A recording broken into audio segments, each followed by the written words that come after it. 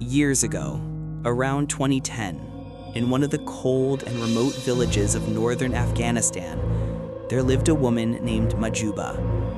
She was strong and patient, but there was always a shadow of sorrow in her eyes. Her husband had died a few years earlier, and she was raising her 4 young children alone. People in the village always talked about how hardworking she was, but some whispered to each other, "Mahjouba knows things that others don't." Every morning before sunrise, in the bone-chilling cold of winter, Mahjouba left her home to work with a few other women in a small workshop on the far side of the village. But that year, the winter was one the villagers would never forget. The snow was strange, heavy, and silent, as if the sky wasn't sending down flakes of snow, but silence and death.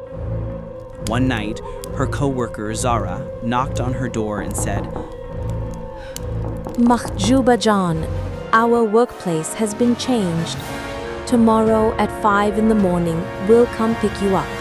Don't be late."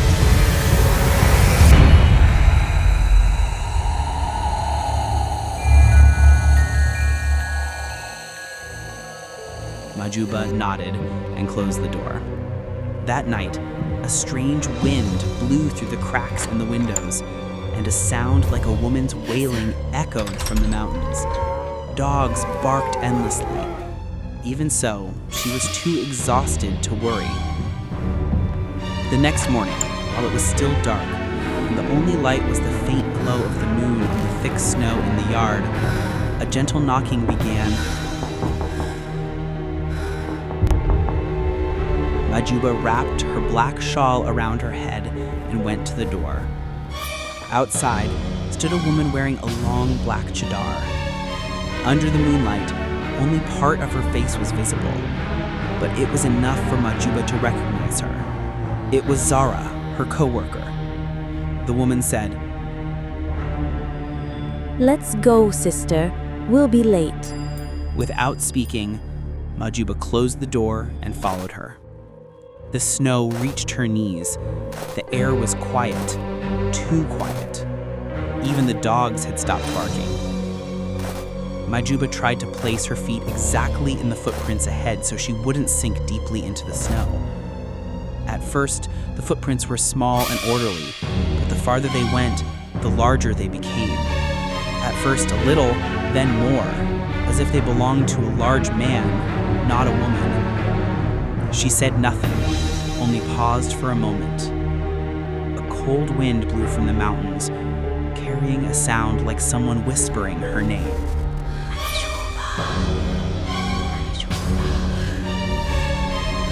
Her heart began to pound faster.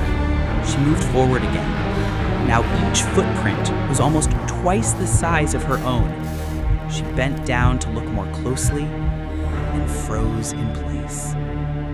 Instead of shoe prints, the footprints had claw-like shapes, as if an animal had dragged its talons through the snow. She lost her breath. She looked ahead into the darkness but saw nothing. The woman in black was no longer in front of her. Only the trail of footprints continued toward the endless white plain and disappeared into the mist. She instinctively stepped back. Suddenly, from the path ahead came the sound of heavy breathing, close, directly in front of her, but no one could be seen.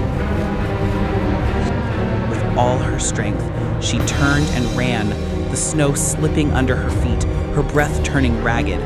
Footsteps followed behind her, heavy, slow, steady, like someone placing their steps precisely in her footprints. When she reached her home, she opened the door with her frozen hands and threw herself inside. She slammed it shut and locked it.